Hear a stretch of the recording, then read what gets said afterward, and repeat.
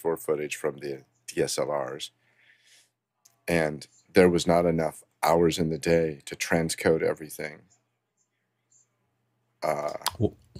What I remember is having a keynote video due at 10 o'clock in the morning, and you start the render at 6 p.m., and you would be sitting there looking at your watch going, okay, come on, finish up. Please render this. Please be right. I can't have anything wrong with this. Please get finished.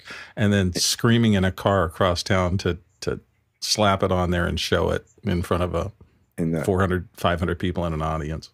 In the early days of H.264, we were doing 1 hour long presentations from Apple about their video tools, and a 1 hour compression on the best computers available then took about 24 hours to render, and about 25 to 50% of the time on the final and write and finish the packet and here's your file, it would crash. Yeah. And then we'd have to call Apple and go, yep, you're not going to get your video today. Why not? Well, it's interesting. We were using your codec with your software on your hardware, and it didn't work. So back off. Give us 24 hours. We'll start another compression. Break it into two pieces. Compress half of them. At least you'll have the first half done. It's all these early days stuff in the nascent days of nonlinear editing. All right, if I could do one last level check, let's see if that did anything, if I changed it from where I have it every single possible time, but I get really excited about having to change my settings. And of course, today's completely unique, different settings get me in the proper zone today. So great.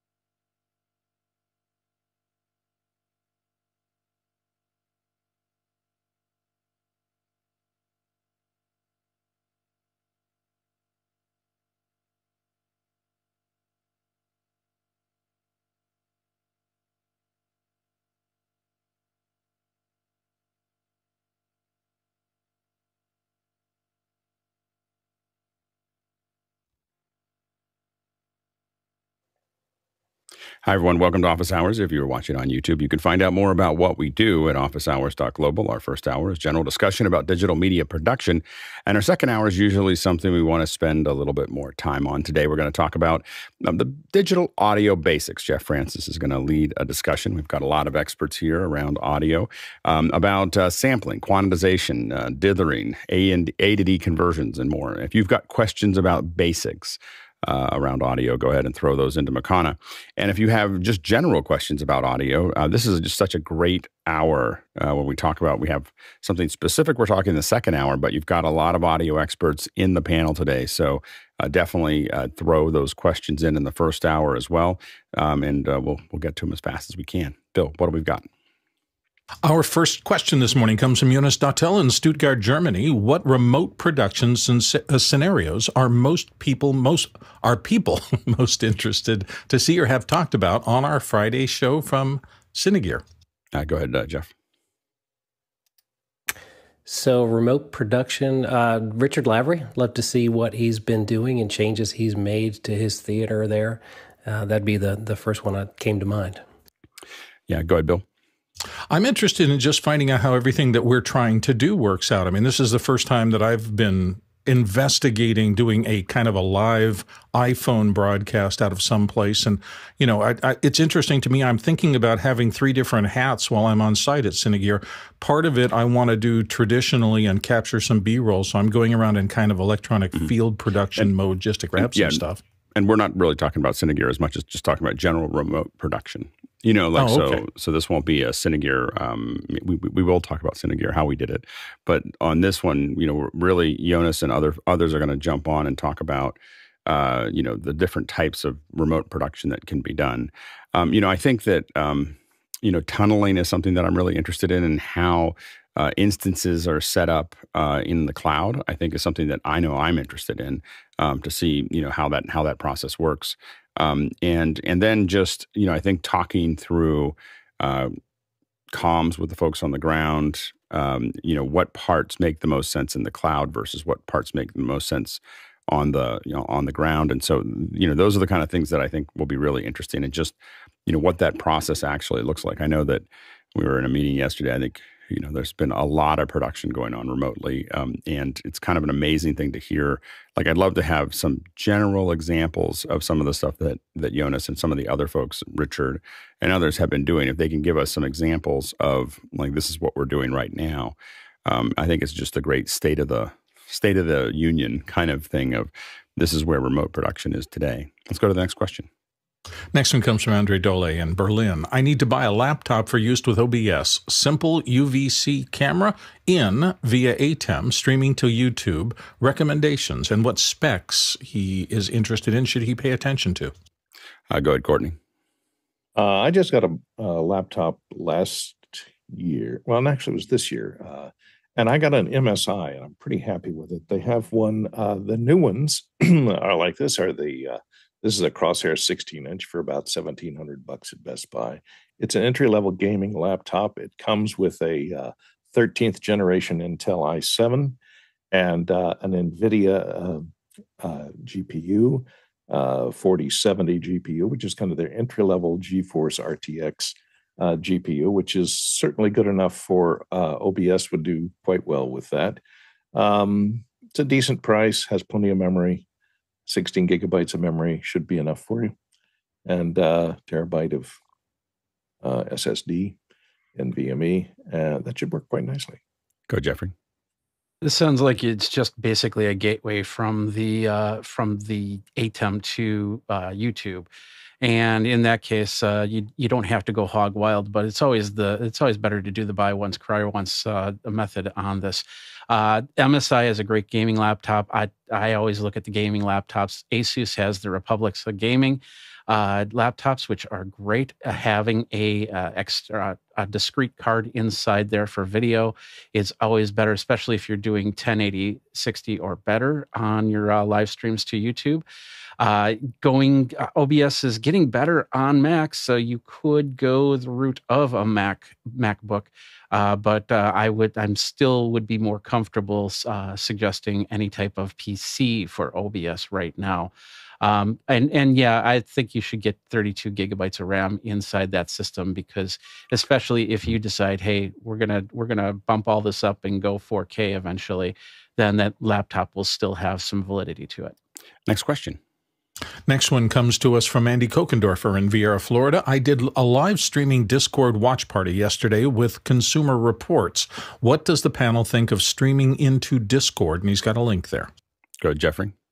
I think it's a great way to keep your community in a walled garden. And if you're pushing keeping people in there, then that's, once again, that's a great way to do that. It's not going to be your best in quality. So if you're also streaming out to something like YouTube or Vimeo or anything like that, so you can have a high quality version, then definitely do that.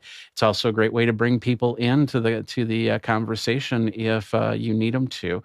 And of course, they're chatting right there. So it's all encompassing, and it can be a great secondary as well as a primary. Next question.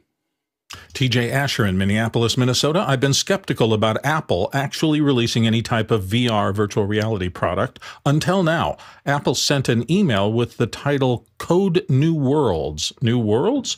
That does sound like VR, or at the very least, perhaps AR or games. What do the panelists think? Go ahead, Jeff. So it looks like they're potentially releasing a new hardware and probably operating system version to go along with that. Goggles that can do VR and AR. VR is pretty, for me personally, VR is pretty limiting, but I'm really excited about AR. But the goggles themselves that I've seen, prototypes, leaks on, still look like something that I don't think normal people are going to wear out in the world. We need to, it's great to do this. It's great to advance the technology. But once we get to the point where we get AR on sort of normal looking glasses where I can get information display, a heads up display in my normal life that doesn't require me to don ski goggles, I'm really excited about AR at that point. But we have to keep pushing. We're not going to get there yet until we do all these iterations of the ski goggles for VR and AR. So I'm excited. And the funny thing is that, with Google Glass, you had a lot of that heads up to stuff where you could just kind of look up for a second and see what you were looking, and get the information you needed. It's just the camera is what killed the Google. Even though the camera was the best part of Google Glass, its poor usage of it is what ended up killing it. Go ahead, Courtney. Privacy concerns were one of the big problems. I just thought of a perfect AR application for the new Google. For the new Apple AR glasses is skiing, augmented skiing. Augmented skiing. You can put up little flags that are imaginary and try and ski around them on the slope. You just random people just cutting hard. Nobody's going to look at you stupid because or you could look down. It could analyze the mogul field and just give you the prop. This is the best path for you. Like it might say, my brother, it would be like the hardest path. For me, it'd be like, you might want to go down the side, so. And if you want to do a backflip, your speed is 2 miles an hour too slow. You got to speed up a little before you hit the top of that mogul if you're going to do a backflip. Yeah, exactly. Yeah, it could be. What I'd like to see, I thought maybe Code New Worlds meant that they were going to be adding some type of AI assistant like Microsoft has added to code generation, which would be handy to have. That could mean what that is. You're good, Bill. On the WWDC announcement site, there's a little Easter egg that kind of may hint about some of what they're talking about. It basically says, click on the logo and long press on your phone. And then I was surprised. I happened to be lying in bed at the time, and I thought, okay, I'll try it. And I pushed and held down. The next thing I know, there's this floating, three-dimensional, morphing little logo for the WWDC that is changing and also bringing up text, and text fades away. But the interesting thing was, there was a wall next to me, and clearly AR had read the shape of my room, and it put the shadow for this AI construct on my wall in the room very realistically. And if I moved my phone, it would change the relationship between the floating VR construct and the shadow projected on the wall. And I thought, this may be a piece of what they're talking about. And now that people are talking about using these goggles as a content creator device rather than a content consumption device, I can see them trying to get more and more people involved in this kind of construct to be able to code stuff for this new 3D environment. It'll be interesting to see what happens. Good, Jeff. It's funny, by the way, you mentioned the skiing thing. I mean, aside from some of the fun, I mean, think of the genuine safety in terms of, tree approaching, as well as driving. And that's an important distinction to just keep reminding us all to think about is, there's VR and AR, and in some ways complementary, but in some ways two very different things.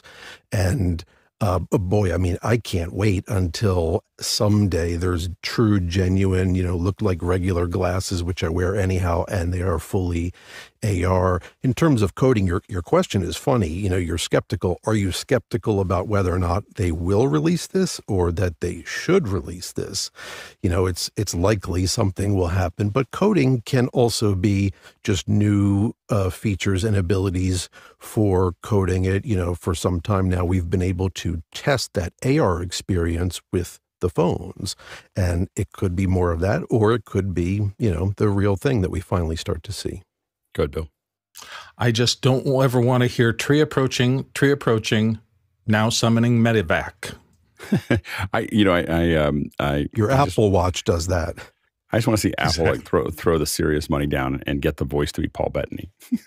so I think that would be like get the full Iron Man experience. And so I think that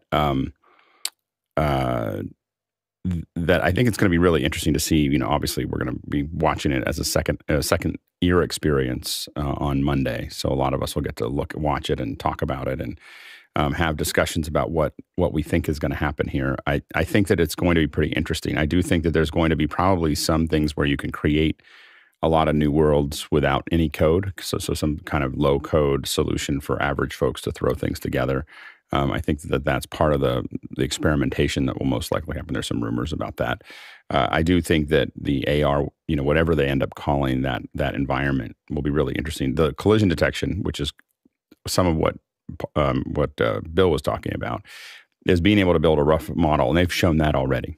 So they showed that in the last WWDC or the one before that, where they're grabbing 3D data from that LiDAR, and you can imagine that your headset is going to know everything about the room around you.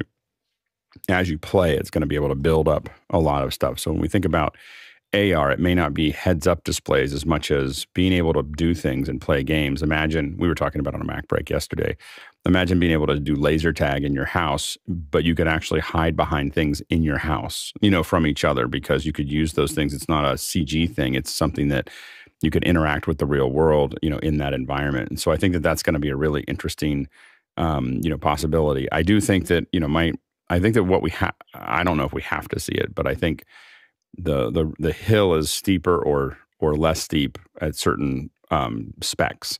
The big thing is can they give us, a high frame rate, at least north of 90 frames a second, probably 96 frames a second, somewhere north of there, as well as giving us 6K per eye or higher.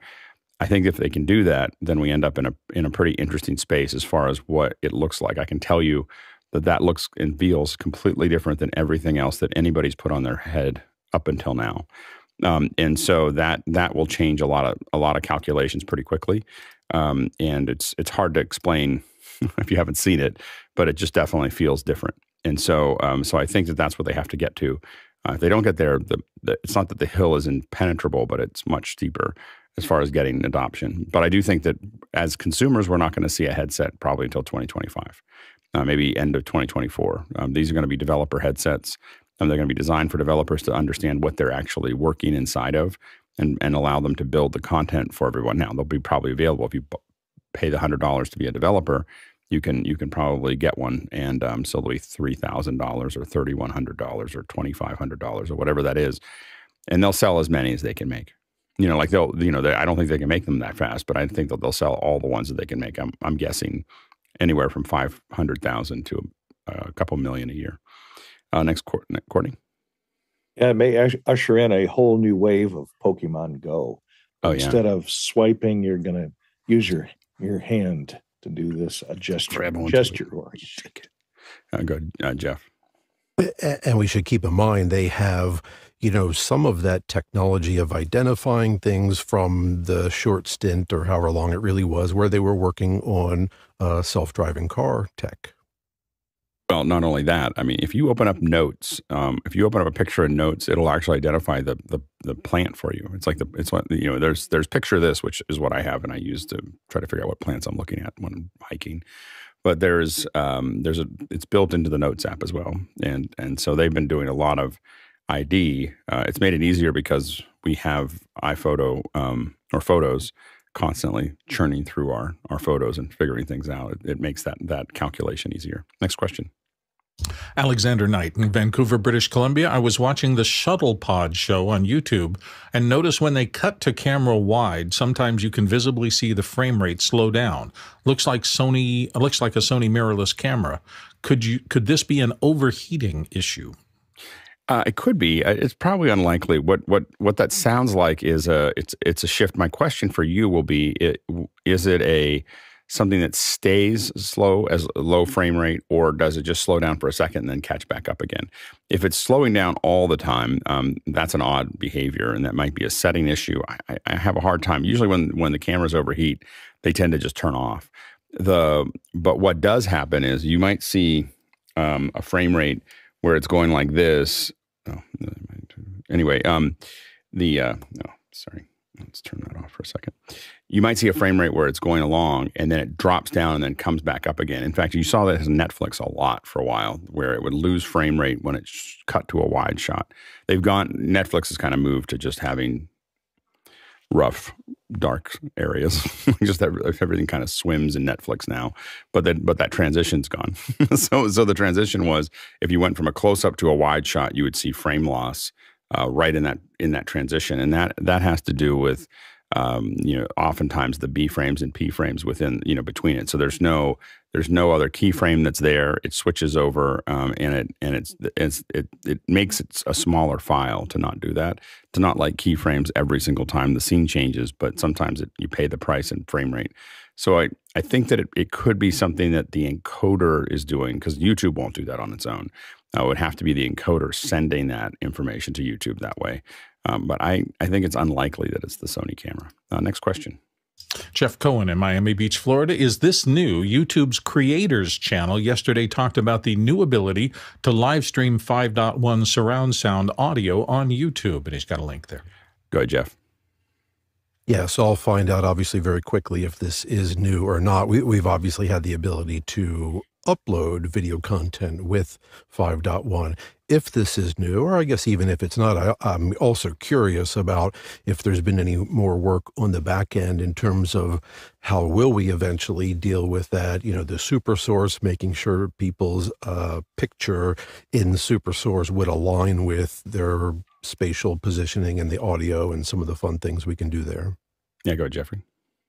They made it a point to say that you can only watch it on TVs, not on mobile devices. So, and I know, of course, we've done a 5.1 test live stream, and from listening from a phone, I was able to hear what was going on. So I'm not exactly sure how they're rolling that out, but it's available to anybody that does have 5.1. And a microphone, an ambisonic microphone. So you can give it a try, but also keep in mind that it's also going to take some resource if you do any type of live streaming. Yeah, they do have, if I could just add in the video, and I can post a link to chat if folks are curious, they link to a channel, I assume it's there, it's a YouTube channel that is 24/7 live streaming, just random different 5.1. And so I noticed that, of course, too, that they said TVs, but even listening to that channel on my phone, I mean, you definitely get that spatial audio. Yeah, so I believe that if you watch it on your phone, you're getting binaural. So they're folding down the 5.1 to binaural as it is. So I think that's a pretty good thing. We've been working with YouTube on this for a couple months. So we've been, our channel, this is now rolling out to a wider audience, but our channel's had this for a while. And we saw us use it at NAB. And what we did at NAB, which I think was, and we're going to do again on Friday. Well, you'll see us do a test on Friday and a test on Saturday. We haven't started rolling it out to the public yet, but we have been doing tests. And so what we're using, what we'll be using on Friday as a test, and again, these will be unlisted tests. You want to watch Discord. I'm not going to post them publicly. We're still figuring a couple things out. And we're doing two things. We're doing HDR10. So we're using a PQ curve and an HDR10, as well as we may experiment with a higher frame rate. We'll be at 4K 30, not 60, because we're missing one component in that puzzle. But we hope to be doing 4K 60 at a soccer game in a couple weeks as another test. And so it'll be 4K 60 HDR with 5.1 to YouTube. And so we're kind of pushing that envelope right now. The 5.1, what I thought was really interesting about it, and I think some people here watched it a little bit, it is only over OTT. It's only 5.1 truly is only over OTT, but binaural to other things. We used an ambisonic mic. We're using a Sennheiser Ambio. That is then going into a sound devices. And I showed it, I think, yesterday. We had to make some new cables because we had you have to do AES out of the Scorpio to get that into what. So we have a pretty complex system at the moment to do that. But it's an Ambio mic. Those 4 channels plus 2 mic channels go in. They're embedded into the SDI, into a live view.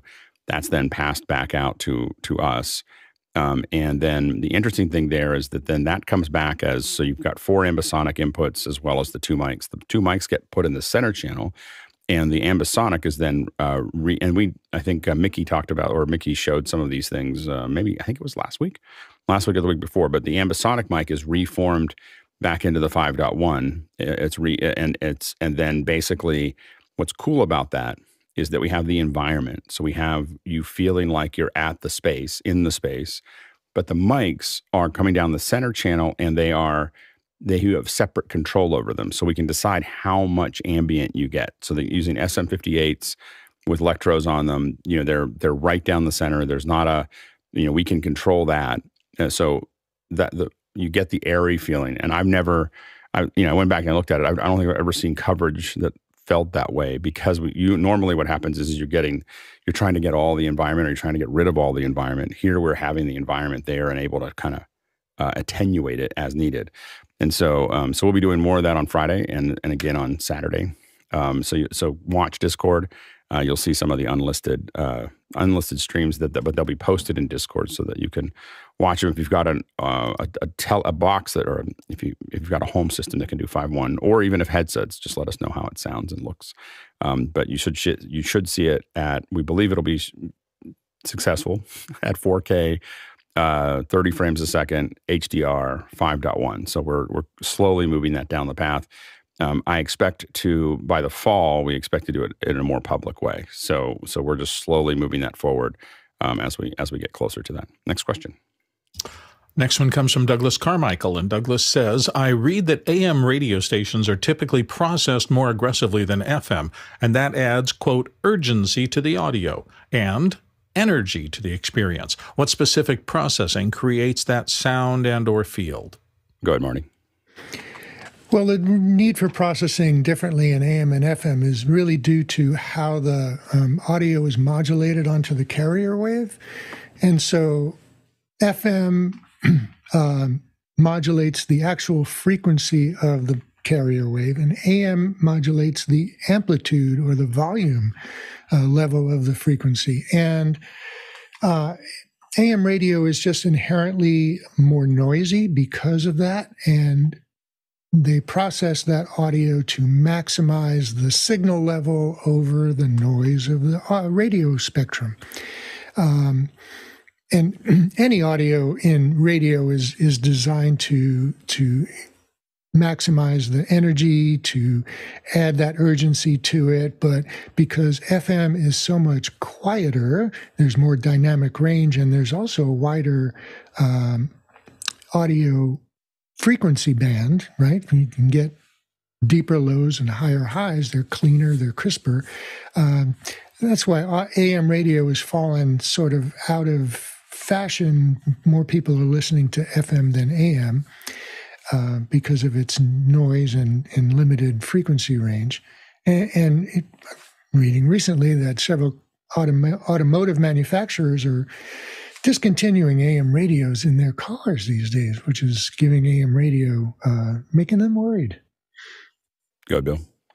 Yeah, I started out in radio, and back there I worked on an FM station, but the biggest difference for me, and I think what caused part of this, AM looked for reach. They wanted to get their signal as far as possible, and one of the characteristics of AM radio, it is less line of sight. It hugs the curvature of the Earth. It actually bounces off the ionosphere depending on transmitter geometry and stuff like that, where the transmitter is located. But we would often get people who were hearing the AM side of the AM-FM combo that I worked at from Bolivia and Czechoslovakia and things like that, because it was bouncing around everywhere. A lot of power went out. And in fact, you had clear channel stations that were licensed to have much more power than your standard local radio stations. And so they had to protect them from interfering with other things, and that's why they were called clear channel stations. I think all of that led engineers to say our goal is to reach as far as possible, so there was often substantial compression, literally brick wall limiting, and the maximization of power to get that sound to reach as far as it could on broadcast. FM didn't concern itself with that stuff. It wanted to be better quality localized, so you are hearing a difference. Good, Courtney. Yeah, the FM compressors have to prevent you from going into neighboring guard bands, into the guard bands, or into other people's frequencies, since the more modulation, the more deviation of the frequency. So you have to, according to the FCC, stay, of course, on your assigned frequency and not deviate. AM, you try and prevent splatter. You're not going to change frequency. You'll be on that frequency. And also AM, with its narrower bandwidth, tends to be clearer for voice because it's got more energy in the 200 to 4,000 cycle range, which is, where the human voice lands. So I think you'll find a little more punch. And that's why probably today there's a lot less music channels on AM radio. And AM is turned mostly, at least in the United States, to talk radio, news radio, that kind of programming, which is all voice located in the compressors. There are a variety of different compressors at Chandler, and Neve makes some that are tube-based that give you that nice warmth and that easy compression when it reaches that peak without it clipping or going into distortion.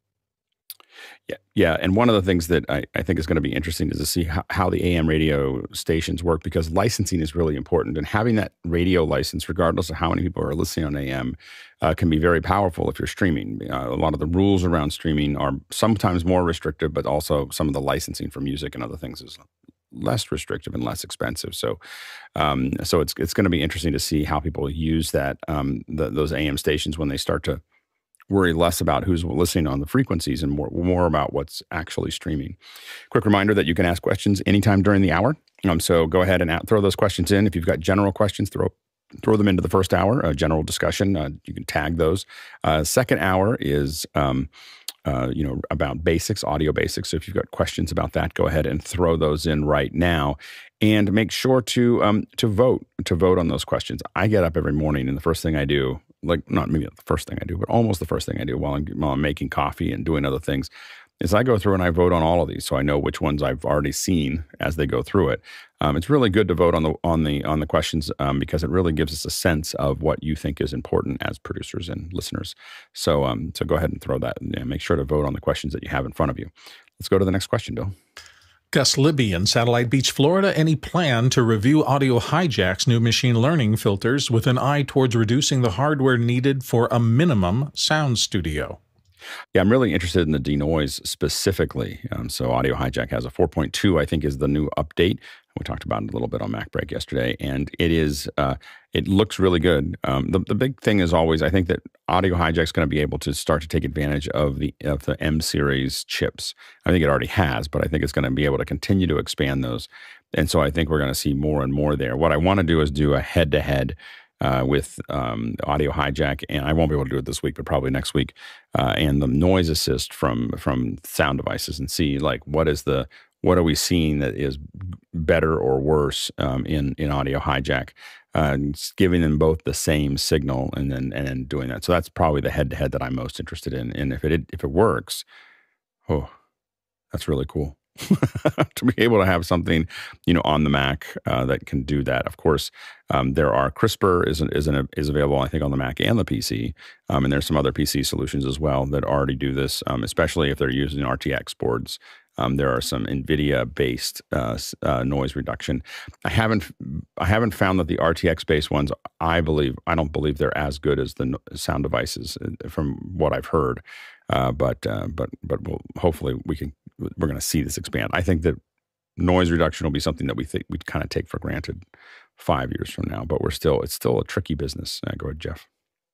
Well, and this is the kind of thing, when we did the brainstorming on audio topics, I suggested something like this would be fun and cool if we did a bracket style elimination rounds of comparing a few of the options. And this is something, because there's so many options, I think would be fun and informative to do. The hard part is doing it over Zoom, because it's not the same quality, so it's hard to hear all those differences. It's better to put up a file that people can download and listen to it and then try to talk through it. Go ahead, Bill. Or we point folks to the YouTube stream. Right. Absolutely. Go ahead, Bill. I do think it's very much worth exploring. I've been shocked. I am using the voice booth so much less now since I implemented the Cedar system on the Universal Audio Apollo that I use. There's just no noise in here that it can't defeat and give me a clean signal. And it's been kind of freaky. It's been nice to be relieved from having to go into a little box to remove just regular ambient sound. And I think as this continues to flow out, it's going to make audio better for everyone real fast. I really feel like if we do reviews, we have to add freaky to it. So it's good, it's good, it's great, it's freaky. Yeah. Next question. Next question comes from Douglas Carmichael. Douglas says, for someone who owns iStat menus, would iStatistica Pro give any advantages for system monitoring on macOS? I have to admit that if I already have iStat menu, I use it. I put it on almost every computer I have. I think I would have a hard time. I think the only thing that iStatistica Pro may give you as an advantage is I think that because it's on the App Store, it'll probably copy, for free to multiple Macs. And so iStat, you're kind of buying it. At least I'm buying it for every computer. And so, and I don't think I get it from the Mac Store. I've been buying it directly from them. So. It's not, neither of them are very expensive. And so, but I really like the way I have iStat menus working. They work, and if you already had iStat menu, I don't think I'd probably buy iStatistica. But if you didn't, you might want to look at both of them and see if one is better than the other. Next question. Jeff Cohen in Miami Beach up next. Are there any newer, smarter AI-based audio De-Reverb plugins anyone has tested out or on the horizon? Now go ahead, Jeff. Haven't tested it. I've used Isotope a lot, and they have an assistant, but it's not really an AI. I know Waves has got one that claims to be an AI De-Reverb. I think one of the big problems that's going to go into AI development here, if you think about you're doing De-Reverb on dialogue on a film shoot, what you really need to get a great AI is to have a large model. And so all of those individual pieces that people are working on need to go into a large model that can analyze and get used to help the AI learn and do better noise reduction, reverb reduction for everything else. However, the intellectual property of that dialogue is going to be the problem. No one's going to want to allow their Isotope or whatever plugin to upload their dialogue to a cloud for analysis and use that analysis globally. I think that's part of what is going to hold this back is IP. Go ahead, Jeff. That's certainly the case when the setting is constantly changing, but there's also plenty of people, and really piggybacks on Bill's point. So now we can take the noise out of the room, and now folks don't have to use necessarily a specialized room. So they go into bigger rooms, and unlike Bill, most people don't have any treatment whatsoever. So it's quiet, but, sounds like you're in a church or a bank or something that with all the echo. And selfishly, not only for myself, but so that so many of the folks we've talked about that come in on Zoom webinars and conferences and everything else, and likewise, seemingly don't even hear how much echo they have in their own audio. I would love to be able to, for them to be able to, or someone to process their audio likewise. Good, Bill. Yeah, I just forgot what I was going to say. I had a fascinating point and it escaped me, so I apologize. Yeah, in my experience, the best one, it's a little expensive because it's a one-trick pony and it costs a lot of money, is Synaptic. So when I really needed to fix something with a lot of reverb, I use Synaptic for that. It's a quirky plugin. It's expensive and it's a single mission plugin, but it does an incredible job at removing. I've done some. We had a very reflective room and we pulled the audio from the mic across from the person, and then removed all the reverb from it, and it worked really well, And so, but I finally I did all the RX stuff and then moved to Synaptic and paid for it because I needed to get the best thing out. Works really well. Next question. Next question comes to us from Jack Ruppel in Breckenridge, Colorado. Timecode question. Cameras that have no external mic connection but have stereo audio recording. Could you inject timecode in one channel and jam sync from there? Earbud encased in foam or fitted into the mic hole? 3D printed, perhaps? Go ahead, Courtney. Sounds strange. If you're going to jam sync, that would probably mean that the camera has an internal timecode generator. And you can feed timecode into it. And usually ones that have an internal timecode generator have a timecode in jack on them somewhere. Usually it's a BNC connector. So look for that. You could, when you inject timecode into an audio channel, it's kind of a stopgap measure. Your timecode generator is external, like the Tentacle or one of the other small timecode generators that output to use with DSLRs. Those just record on the audio track, and in post-production, then they're decoded. So the timecode generator isn't jam synced to anything. That the little outside generator is jam synced, but internally in the camera, that is just recorded as an audio feed. So you could feed it in if you have some way of feeding it in at an audio level. It's not going to clip. Feed it into one channel and audio into the other channel. But remember, inside those cameras, there's a lot of crosstalk, and timecode is a very nasty signal that tends to bleed into everything else. So you may not be able to get it out of your audio channel if you're using one side of a stereo input to record timecode on your medium. Go ahead, Jeff. So would it work? Yeah, I guess so, because timecode was developed in the LTC version, the longitudinal or linear timecode, to be an audio signal. So it's a digital code that gets represented as an audio signal, and it can travel down normal mic lines, line level, and it can also get recorded on audio tracks. So you could put it into an earbud and stick it on there, and the microphone would pick it up. There'd be a lot of distortion and possible bleed out into the world.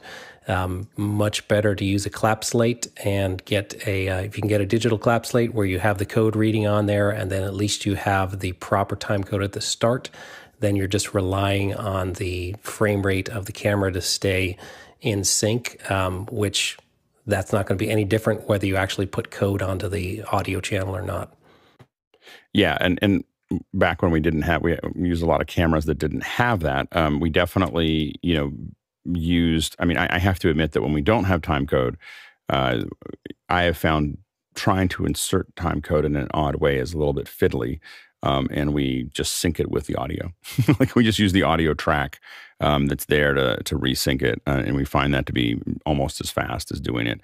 Again, a slate works well. If you can show all the cameras the same slate, you don't even need to jam sync anything. You can just move the slate around and show all the cameras that, because you can go to that frame, whatever frame it is. It doesn't have to be all at the same time. and you show that frame, and you can type in the time code later in your editor, and then all of the time code will be resunk to that. So we've used that, and we've used it as simple as there's a time slate. I can't remember what it's called, Smart Slate or Time Slate on an iPhone. You just kind of show all the cameras that, and you get that time code back in. Of course, you can use things like Tentacle and just have it be in there and just put the time code in. If you're having the audio there, I don't worry about bleed too much if I'm only doing it in one channel, only because as soon as I decide I'm going to put time code in, I've already decided I'm not going to use the audio in the camera. like I'm now, that's the anything that's there is reference. I'm not going to, if you're going to put time code into your camera, you're making a decision that you're going to record the audio somewhere else, in my opinion. Like I wouldn't try to go down that path. Go ahead, Courtney. And a reminder, if the camera does have a time code input on it, in other words, it has its own internal time code clock generator, it will not take up any of the audio tracks. It will be putting that time code into the metadata for each file as a number at the header. And so it won't be taking up any of your audio tracks if it has its own internal time code generator. Next question. Next one comes to us from Vincent Alvarez in Bellingham, Washington. Need an app and or program recommendation to retrieve deleted images, from an SD card. The coworker thought he transferred all the images, so he deleted them from the little SD card by dragging to the Apple trash can. Finding not all the pics were saved, went to the trash to retrieve they were not there. Go ahead, Marty. So I did a search, and I found that LifeWire, LIFEwire.com, has a review of the 21 best free data recovery software tools of 2023. And they list a couple such as Recuva, which I've used before fairly successfully, and a few others. I would just add one caution to make sure you do a virus check on these before you actually do the installation, because I have my virus checker has flagged a couple of these. There's another one that I found that you can download from the Windows Microsoft Store called Windows File Recovery, and that will also do SSDs as well as spinning drives and removable drives. Good, Bill. I'm going to caution you the same way that Marty did, but even a little bit farther. This is an area where software developers, and not the best software developers, really understand that you're in a pickle. You've got important files that are lost, and some of the programs that advertise heavily to recover will put you through a circumstance where you pull it down, you install it, it finds hundreds of files, and you go, oh gosh, everything's recoverable, and then the bad news comes. If you want to actually recover them, it requires a credit card and some ongoing subscription-like billing that's hard to get out of. I do think, there are good programs out there, and I am thankful I haven't needed to really go looking for them in the last 5 or 6 years, but be careful. Be careful, get good things, and something from Microsoft I would trust far more than I would trust a commercial product sold to recover your files. Go, Jeffrey. Disk Drill. Disk Drill is made specifically for SD cards. They got more tools. It's basically a suite for recovery and for cataloging, so this doesn't happen again. So, and of course, it works on the Mac and the Windows. It's one of the top rated data recovery pieces of software. And like I said, it works specifically with SD cards. Yeah, and I've also used Disk Drill successfully, as well as Wondershare. Those are the two that I've used, and they both have worked really well. Disk Drill is the one I've used most recently when I accidentally deleted a file while I was transferring them, or deleted a bunch of files while I was transferring. The main thing is, once you start writing over it again, if you do anything, as soon as you know that you've done something to an SD, pull it out and let it sit until you're going to put the app in, because all it's done is flag them as gone right now. So it's all still there, but as you start to write, it's going to start writing bits into the middle of those files and make them invalid. So you want to be very careful of that. You should never, ever use a free disk recovery. Just never use it. You're going to pay real money for this. You made a mistake. $70, $80, $90, $100, somewhere in that range is what you should be paying for these. If you're paying less than that, you may be the product. So I would highly recommend against any free disk recovery. What are they getting out of this? And I made the mistake years ago, maybe a decade ago, of downloading something for free, and I ended up with adware that I couldn't get off my computer. Like it was like bonded to the computer. So you would definitely don't want to do that. Go ahead, Jeff. And just to piggyback on that, you and Bill are being nice, assuming that all they're going to do is charge you or maybe put a little friendly adware in there. But Bill's 100% right. They're counting on the fact that you're in panic mode. You're maybe not thinking as critically. You will also potentially find that your whole computer is just encrypted and locked. And the thing that you shouldn't worry about locking your computer as much as you should worry about key loggers. The most dangerous thing that you can end up with on your computer is a key logger, because because what they can do is let it sit there for years without doing anything with it, and what they're hoovering up is all of your passwords and all of your like your processes and all the websites and everything else. And so it's really, really important to be very careful about what you give, especially on a Mac. I think PC is a little harder to protect, but on a Mac, if you don't give it, you won't have the access to do that unless you type in your password. So if something asks you to type in your password, you always should think hard about it. Next question. Jack Ruppel in Breckenridge, Colorado. I'm trying to measure, model, and interpret acoustic emissions prior to deadly avalanches. They travel in diffuse slab waveguides, indicating slab collapse prior to shear. Help? Go ahead, Jeff. So I'm out of my element here, but I'm fascinated by the question.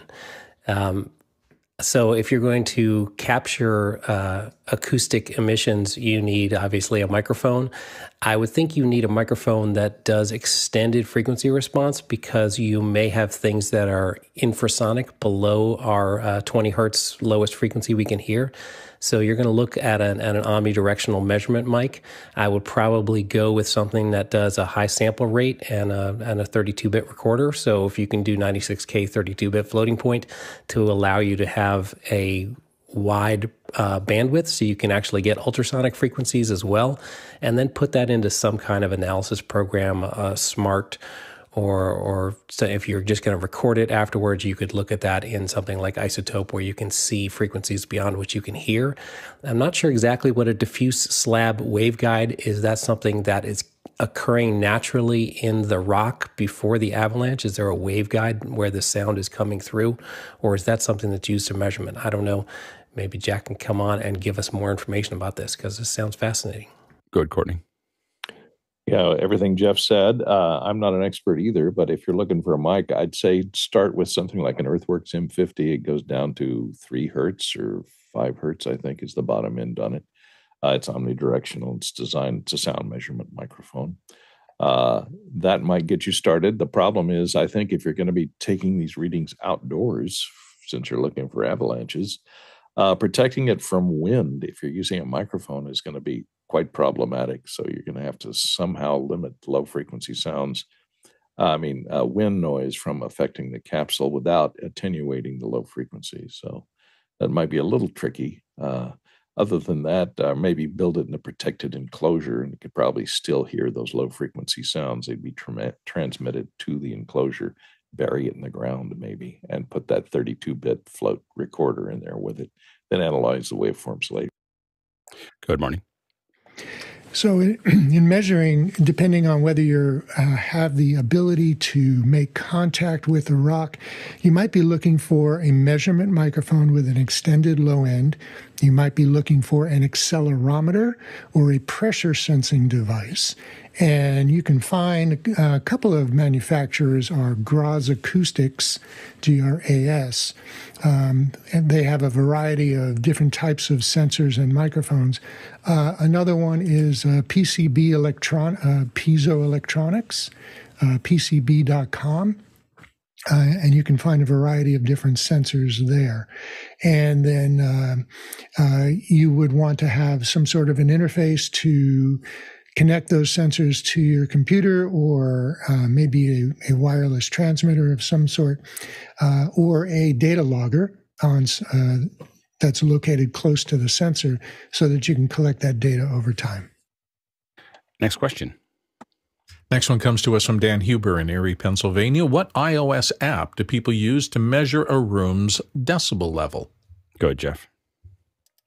So I assume they're asking about dB SPL, sound pressure level. So what I use is tools by Studio 6 Digital.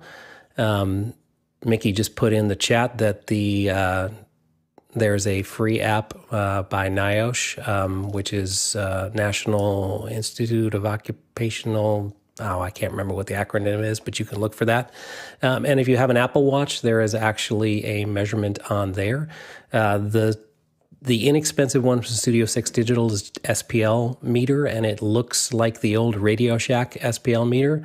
And I've put it next to that with the stock mic in your iPhone, and it works just fine within a decibel of that reading. So it's pretty dang good. They do make, some companies make microphones that will plug in, they're calibrated, but generally the default mic that's in your iPhone works very well with the app. I'll throw up a link for that in the chat. Go ahead, Jeffrey. Yeah, I've had this on my phone since my iPhone 3S. This is just basically RTA. And I normally like to use it only if I just need to get a basic readout, and then I'll just grab an RTA tester if I need a more accurate thing. But as Jeff said, it does work really well. Just remember that if you have a case on your iPhone, that can actually affect the sound a little bit. So you might want to take the case off of it. Yeah, go ahead, Marty. Yeah, the most important thing about measuring audio is the calibration. So every portable device, if you're relying on the microphone in your phone, everyone has a different sensitivity. The electronics, the preamp in the phone is different. And so you need to be able to have a known volume level that you can then calibrate your device. And some of these apps will have already done some tests and may have profiles for different phones. But if you're really looking for accuracy, you'll need an external microphone that you can, there are some USB microphones that you can plug in directly into your phone that have a calibration curve that come with it. It'll be printed out as a curve, and you can enter that into your software. Mic W is a popular one. They have a variety of microphones there. Try that. And I will say that I've used Decibel X next to a calibrated meter that is highly calibrated, and it was plus or minus 2 dB. It was like, you know, and I was kind of amazed, you know, to it. You know, and that might not be enough accuracy, but it gives you a general sense of what you're doing. Next question. Next one comes to us from Douglas Campbell. Would there be a Thunderbolt 4 dock with dual Ethernet ports? Many audio over Ethernet technologies require a dedicated network connection of their own. Go ahead, Jeff. Presumably, you know, of course, that you can plug in. Apple sells their own gigabit to USB-C Thunderbolt adapters. But, you know, I did want to mention it's an interesting trend, at least that I'm seeing with docks in general, as some of this gets more consumer focused and focusing on the market of more people working from home. If you look at Logitech has the Logi dock, you know, it's not for techies, it's not a great direction because it has 0 Ethernet ports. They focused on it looking pretty with their Alcantara fabric or whatever they're calling it. And they focused on having a big speaker and microphones. In other words, encouraging more of the don't wear headphones, just sit in front of your dock and talk and hope that the software can figure it out. So, you know, I think big picture, but OWC, of course, is a company to keep an eye on for the holdouts with the good quality in ports if they ever do that. Go, Jeffrey. So there is, I have not yet to find a dock that has dual Ethernet in there, but what you can do is you can plug in the Thunderbolt 4 dock into that has a single Ethernet, and then actually plug in a secondary Ethernet into the USB or USB-C plugs from there. Keep in mind, you're probably only gigabit speeds at best from there. And if you start to travel outside of the standard stuff, like the pluggable, the OWC, and things like that, some off-brand names, just see what type of chipsets that they're using in there to make sure that everything's on the up and up and they're not trying to go after your data. Next question. Next one comes from David Brady in New York City. And what are the pros and or cons of using Zoom's built-in software encoder versus standalone hardware encoders? I think the pro is that, of course, it's a lot more convenient. It's built into the system and you can turn it on and point it at it. I think that the con is that you don't have, number one is I think that Zoom ISO produces a better quality image. So if you're taking it out, if you're pulling Zoom ISO out and then building your show, you can obviously add more graphics, add other bits and pieces, do a lot of those other things. And so you're going to get a higher quality. I think it's going to look nicer. You're also going to have more control over the encode quality. And so you can do a lot of extra things. And additionally, you're going to see us kind of push forward on this. What we're doing here is that if I'm streaming, I could theoretically have the Zoom participants, and we've already done this before, where we stream and we have the Zoom participants coming in with Zoom ISO. But then our graphics are, so the graphics that we use, the music that we use, the transitions that we use are all done in our video production pipeline. And what the advantage of that is that when you stream to, let's say, YouTube, you have a buffer and you have encode. You're able to encode over time. You're not trying to do it in real time. If you push all those graphics and everything else into a WebRTC solution like Zoom, you're going to end up with frame loss, macro blocking, all kinds of other stuff. So if you're trying to push all that in there and make it look really nice, it's very hard to do that. Whereas if you just use Zoom to pull out your participants and then you do all the other stuff downstream from that, you're going to end up with a much higher quality event. Go ahead, Chris. Well, also, I think that if you're trying to get images into Zoom, can you do it in a way other than using their encoder? I was having this conversation with Jonas the other day, and he was saying that Zoom uses a proprietary codec for its own, internal encoding that doesn't exhibit the kind of typical macro blocking that we're used to, because it has he described it as almost like a swirl pattern that it encodes that is optimized for faces. So we spend a lot of time on Zoom just during the day. Like I'll have Zoom on in my truck half the time when I'm driving, and I'll be chatting with friends and stuff. I don't recommend this at home. I'm a trained professional. It works much better on a face. If you turn the camera around and you see the scenery or the driving, obviously every pixel is changing, but it really breaks up a lot that way. But he said it was a proprietary codec that only Zoom uses, and it uses some swirly technology. Yeah, and I think that, but again, I think you're going to get a much higher quality thing. But again, it's more convenient for folks who don't have the encoders, who don't have the hardware, don't have those other things. It's great to have an encoding option that's inside of Zoom if you want to send it out. But you're definitely going to be able to step up the quality, I would say, pretty dramatically if you're doing it post and just using Zoom to supply the people. Next question. Vincent Alvarez in Bellingham, Washington, got a new Shure MV7 USB microphone in the office. Do you test new consumer-level mics to see if they work okay? And if yes, then how? Go ahead, Jeffrey. I test more on the consumer side of things. So getting in deep with hardware is not how I normally test it. You also have to test. I also have to test the USB side if it's the hybrid version of the MV7, the XLR side as well. So I do have some hardware that I can plug it into to get some readings on all on frequencies that are being used and things like that. But for the most part, what I'll do is I will record something and I'll just listen to it on a whole bunch of different devices to see how it sounds. And I do have some software, some of the Waves software that will help me understand how this is being sculpted when it's coming out to you guys. One more thing to think about, and that is if you're using the headphones on the MV7, to also test it with headphones in, with sound coming in, sound coming out, because that can change the difference as well. Go ahead, Bill. With major manufacturers like Shure, I tend not to, because I just expect their quality control is going to be good enough. If the electromechanical part, the diaphragm and the field that it's in, or the magnets that it's in, if they've tested it at the factory to work, it's probably going to work. Then I just get to know the mic and see how I need to use it.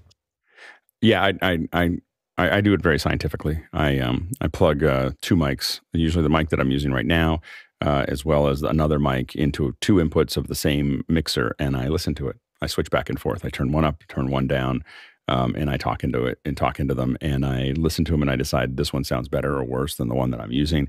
It's very scientific, but I find that I've tried to measure them, and I've done a lot of things, and I can do that. And sometimes, you can do things like noise floors, and you can do other things like that. But what I'm mostly interested in over time, I found that I'm mostly interested in just how it sounds with something that I already have reference to, because I'm here 6 hours a day, like talking through this mic. So it's a known reference point for me about what it could sound like. And so mics are all plus or minus whatever I'm using, what I guess we would call my daily driver is related to that process. Yeah, go ahead, Jeff.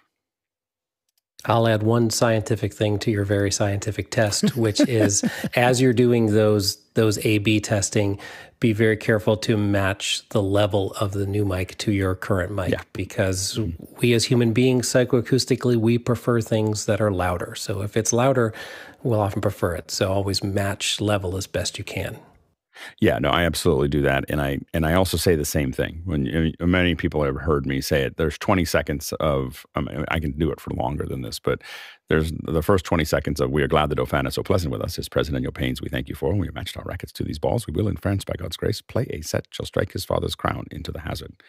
The reason that I use that is that it fits when I say it at regular speed. It fit perfectly into the Skype testing call. Hello, this is the Skype testing call service. And if I just said that one piece, I could hear it. It would play it back. And so when I test mics, I still use that same thing. Because I can say it like a tape deck. It's going to be the same every single time that I put it out, and that gives me a point of reference. Go ahead, Chris. So, Alex, you're saying when you're testing your microphones, you're using your earchrometer. Is that correct? My earchrometer, yes. Yeah, it's a very technical earchrometer. Yeah, exactly. And the hard part is that you have to make a decision about. I'm making decisions about what I sound good on. One of the problems that we have is that we have to make a decision about what makes sense.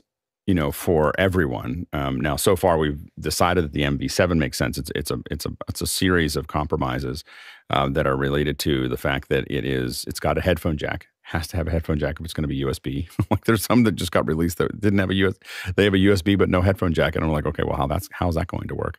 And so you have to have a headphone jack with 0 latency. You have to have USB if we're going to send it to a consumer. It also has to have XLR because I want to know that I can expand it and use it for other things.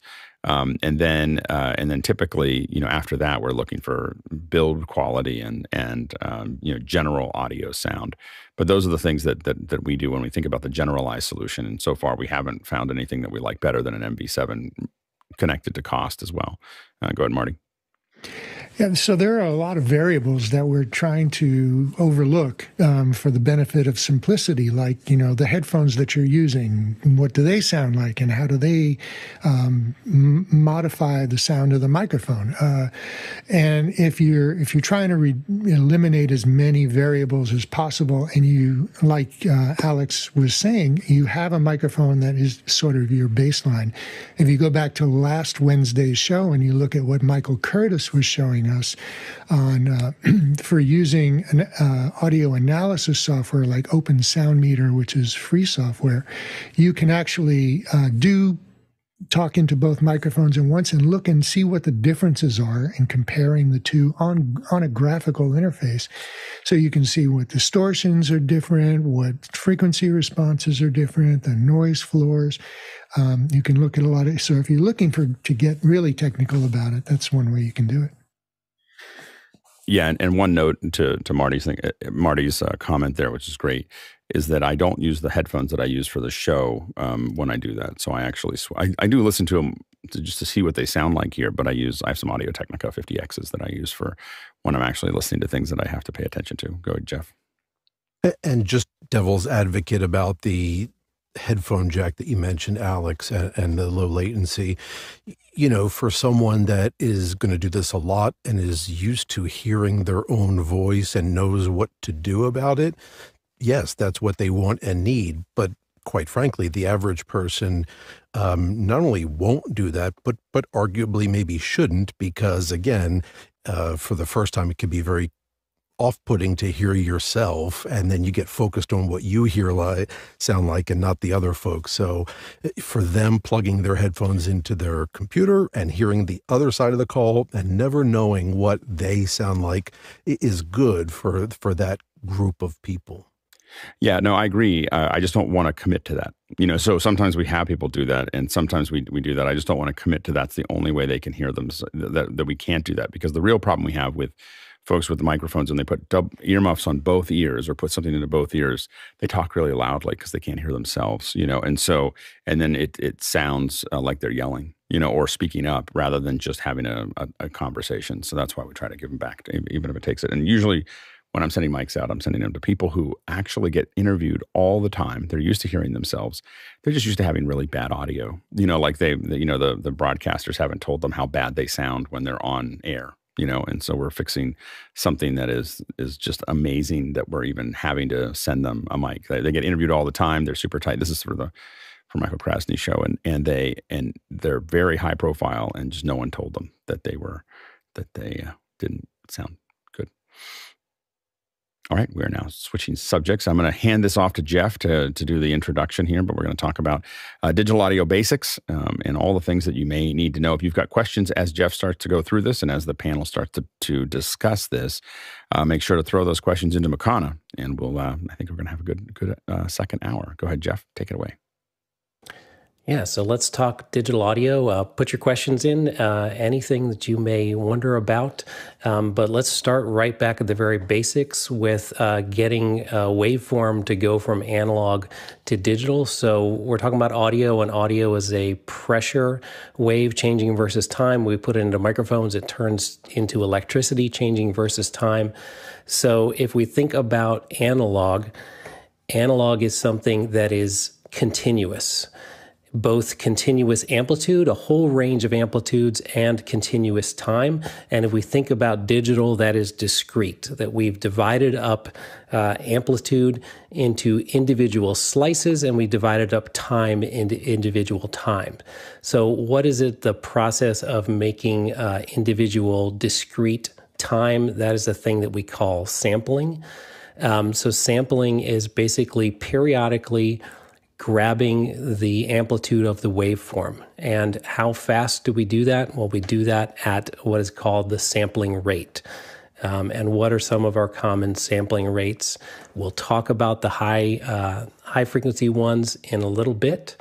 But the basic ones, we have 44.1 and 48 as our basic sampling rates. So we should be pretty used to those. Why those numbers? Why do we need those numbers? How fast do we do it? This is all done periodically, so those are evenly spaced. And basically it all comes down to what's called the Nyquist frequency, and that's exactly half that sample rate. So Nyquist was one of the guys that thought all this stuff up, and Nyquist and Shannon talked about sampling, and the interesting thing is that sampling is perfect. This is absolutely came through as a theorem. Sorry, wrong button there. Sampling itself, converting from continuous time to discrete time, is perfect as long as we take the limitation that we've restricted our bandwidth. So I'm going to use 48K, 48 kilohertz sampling. That gives us 24 kilohertz as the Nyquist frequency. That means from 0 hertz to 24 kilohertz, our sampling process is perfect. We can grab the audio and we can sample it and turn it back into regular audio perfectly. So here's just some generic waveform I drew, and you can see there's a lot of like tiny little squiggles in there. That's the ultrasonic stuff. That's higher than 24 kilohertz. The very first thing we have to do before we convert it to digital and sample it is we have to filter that. We have to remove all those ultrasonic frequencies, everything above 24 kilohertz. Once that happens, then we can periodically come along and grab the amplitude, evenly spaced samples. And the actual digital signal, there is no time in between those samples. That time does not exist. Sample 0 exists, sample 1 exists, sample 2 exists. There's no time in between those. So we get a series of, and I'm leaving out the quantization side of things, which we'll get to in a second. We have amplitudes at time. And so we get a series of dots. When we come back to analog, realize no human being has ever actually heard digital audio. Everything digital gets turned back into analog before you hear it, because your ears are analog. We got to connect those dots. Well, we've all done connect the dots, and it's really easy to do, but how many different ways can you connect the dots? Well, an infinite number of ways. But with digital audio, there is only one right answer, and that goes through all the dots. And it's the line that goes through the dots and does not contain frequencies above Nyquist, above that half the sample rate. So as long as we go with the limitation of we're going to accept that all we need is frequencies from 0 to 24 kilohertz, and that is assuming that we as human beings do not hear anything up there, then sampling itself is perfect. All right, so some people go with high sampling rates, 96 kilohertz, 192, there's 384, all these crazy high sampling rates. That does not do 20 to 20 kilohertz or 0 to 24 kilohertz any better than 48 kilohertz does. Having more dots, having more samples in between doesn't give you any better resolution down at 1K and 100 hertz and 5K and 10K. It simply gives you more bandwidth. It gives you higher frequencies. So if you're just going to do normal audio from 20 to 20 kilohertz, 48 kilohertz is just fine. Some of the reasons you might do higher frequencies are if you want to do sound effects and you want to slow that audio down. So if you record something at 192, you could slow it down 4 times, 2 octaves in reduction in pitch. And now you would hear frequencies you've never heard before because something that was, 40 kilohertz is now playing at 10 kilohertz. Processing, so dynamics processing and distortion processing will create harmonics that are beyond 20 kilohertz. Even though we can't hear them, we need to take care of them. So I'm going to talk about aliasing here in a second, which is what happens if we don't take care of those sampling problems. So that's a time where we might need higher sampling rates. So what is, sorry, I keep hitting the wrong button there. What is aliasing? So aliasing is what happens if a high frequency gets in beyond the Nyquist rate, beyond half the sampling rate. So at 48K, if say 30 kilohertz came in. Well, we've defined the audio, there is no frequency above 24 kilohertz. So what does the sampler do with 30 kilohertz if it didn't get filtered out? Now, most of the time we never hear this because it does get filtered out. So if I show you that same kind of waveform here, this is a really high frequency coming in. And if I sample that with the same spacing, you see that the samples are too far apart. There's not at least, we need a minimum of 2 samples per wave. And so when that gets reconstructed, when the dots get connected back together, we convert back to analog, then we get this thing that is a low frequency that is audible, but is not what came in. And this happens all the time. We've seen it in visual media. We get it called the wagon wheel effect. And let's see if this plays here. So believe it or not, that helicopter is not levitating. It just so happens that the frame rate of the picture and the frame rate of the rotors are synchronized. so that the rotors are going too fast, and every time they spin around, they're in the same position every time we take an image. And it looks like that helicopter is levitating. Well, we get the same exact thing if we get high frequencies in digital audio, and we don't take care of this by preventing this thing called aliasing. That was aliasing in visual. It happens in audio as well. So that's probably a good spot to like take a break and get comments and see what questions and all those sorts of things. Yeah, we've got some questions stacking up. Let's go ahead and jump into the questions. Okay, the first one, TJ Asher in Minneapolis, Minnesota says, why the difference between the audio sampling rate of 48 kilohertz used for video or film and the sampling rates of 44.1 kilohertz, 96 kilohertz, and so forth, which are used for just audio? The sampling rates are orders of magnitude larger than film or video frame rates anyway. Go ahead, Marty. Well, some of the differences are related to the content that's being recorded. When you have primarily dialogue, speech, you don't need as much of the high-frequency reproduction as accurately as you do when you're recording and reproducing music with high-frequency content such as cymbals and such. And there are other differences. The economies of file size with smaller sampling rates and bit depths allows you to conserve drive space.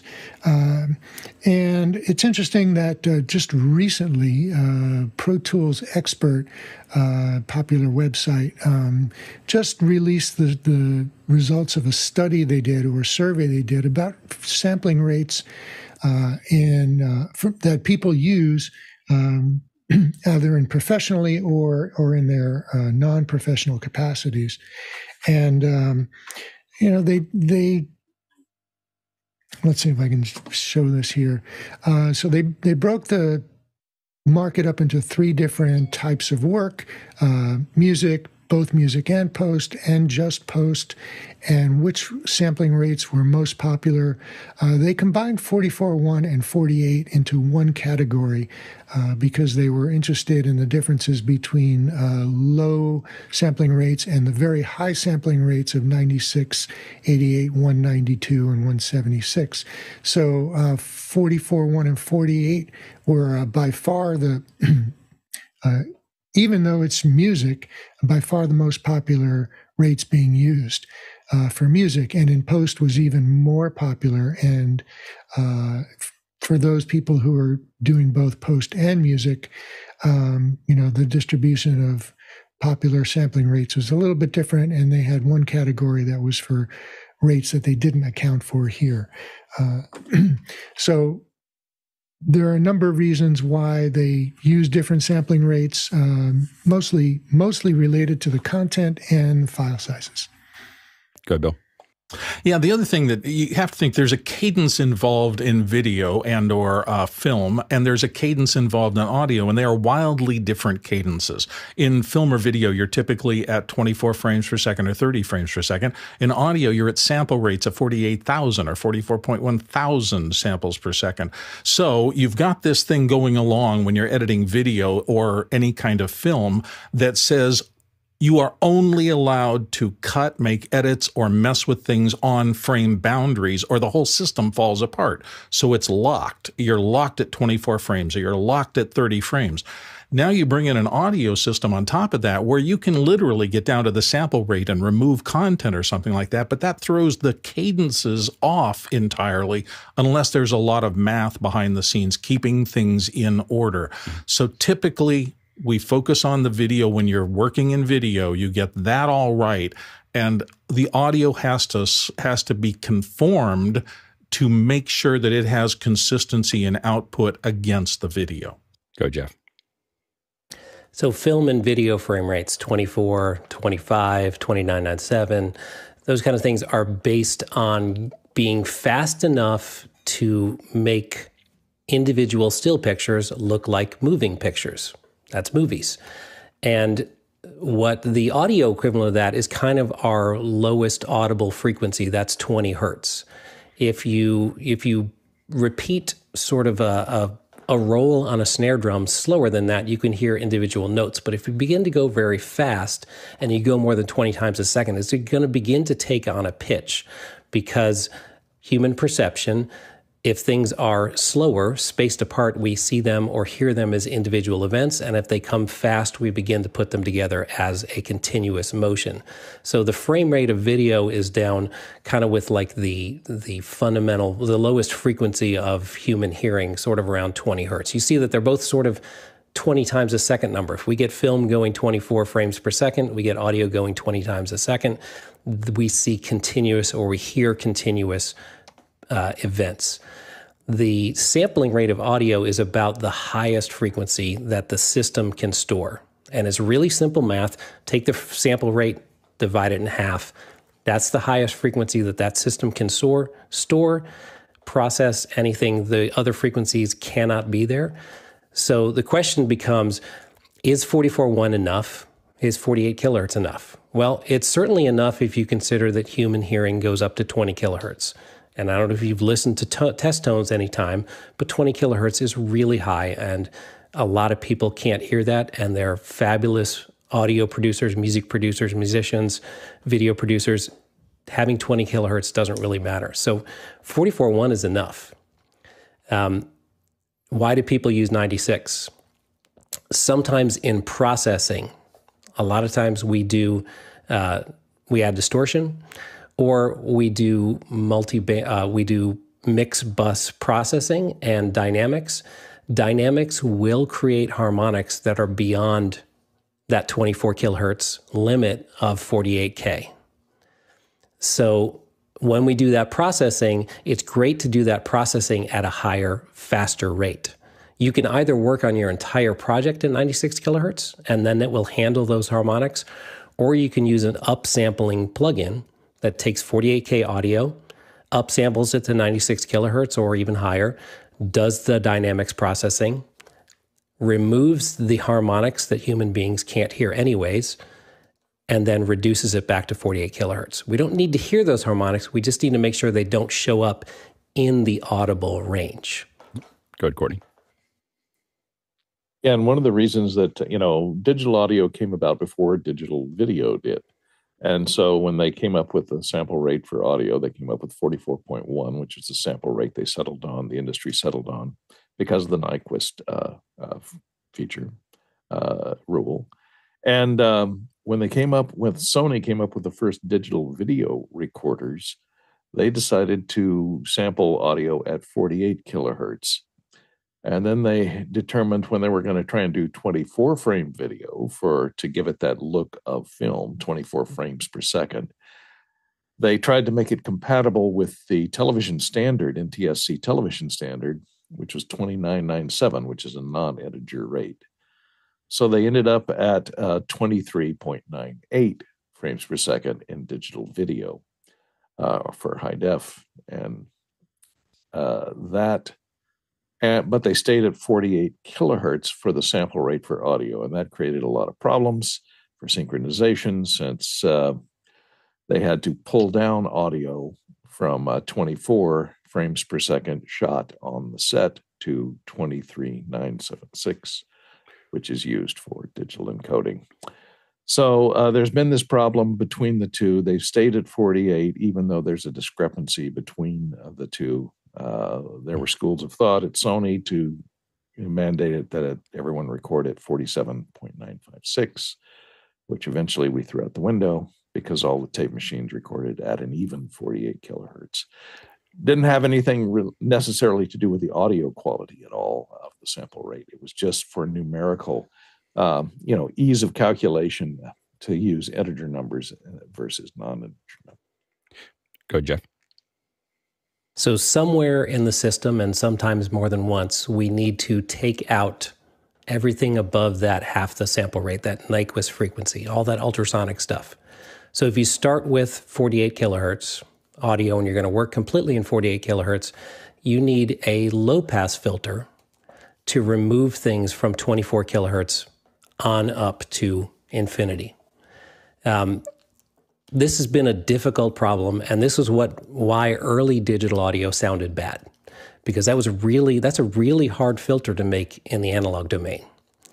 So the way this has been solved, and everything we do now is done with oversampling. So your converter actually converts at something like typically 11 megahertz. And so when you convert at 11 megahertz, you can make a very simple analog low-pass filter that needs to reduce things above 5 megahertz. And then once we've done that, now we're in the digital domain, and we need to do some very fancy math to do a very accurate brick wall low-pass filter. Now, can you get a perfect brick wall low-pass filter? Yes, you can. It just takes infinitely long to do it. So there's a trade-off. How long do you want to take to do your analog to digital conversion using oversampling? The longer you take, the more accurate it is. And that's why we have a little bit of a guard band between 20 kilohertz, the general accepted limit of human hearing, and 24 kilohertz, where 48 kilohertz digital audio cuts off. We have a little bit of room there to do this not quite perfect brick wall filter. Yeah, and one of the things that I often record when it matters, like when I'm really doing something for an event, I usually record it at 96 or 192, and the reason is because I'm going to do, I want to make sure that I have all that headroom. In the same way that I may be delivering a photo, we may decide that I want an 8x10 photo, but I'm still going to shoot with all the resolution I can possibly shoot with when I build that source photo, so that I have exactly what Jeff's talking about, which is oversampling. So I have a lot of extra bits there that when I deliver it, it's still going to be 48 or 44.1 or whatever. So as a delivery format, that sample rate is going to be fine to put that out. But a lot of times we don't want to capture at the delivery format. Even if I'm doing, a 1080, like oftentimes I do shows at 1080p, but the entire source is running at 4K or sometimes even 8K. And that's all being, and there's a lot of benefit to scaling down, from that area. So, and it has saved me a couple times, in that area. I am told by some folks that were kind of, so to speak, in the room, that a lot of the reason 48 exists is because of 24 frames a second, and because Avid decided that's what they wanted. So it was, they had access to both the editing package and the audio package, and they kind of fuse those together because it was mathematically easier. And exactly what Courtney said, the drama of the 47 and the 48, it still happens. We still see sampling issues depending on, especially when we get, it's funny, we have some issues with some European manufacturers that are just, they need it to be correct. And it's not, and we're like, it can't be correct because it's wrong. It was wrong when it came out of the gate, and it bothers their sensibilities. Yeah, go ahead, Jeff. So before we move on that was a good segue to move on into quantization. But speaking about sampling rates, I've often thought that we should just give up on everything and we should settle on 25 frame film, 25 frame video, and 50 kilohertz sampling. And of course, then we can go to 50 frame video as well. And so everything would just be really 120 nice. frames per second, 192. Like, I think that's the recording. No, we need nice integers. So 100 frames per second. That would make Zoom happy because they run at 25, right? Yeah, so the other half of this, we've talked all about time. We need to talk about amplitude as well. And amplitude, turning continuous amplitude, an entire range of amplitudes, into discrete amplitude is something that's called quantization. Be careful, because the same quantization word gets used in MIDI music production, where we quantize something to the nearest quarter note. It's a similar idea, but it's not the same thing. It's not about time. It is about amplitude. So it is putting something to, it's basically, if you take the word quantity out of it, it's giving a number to an amplitude.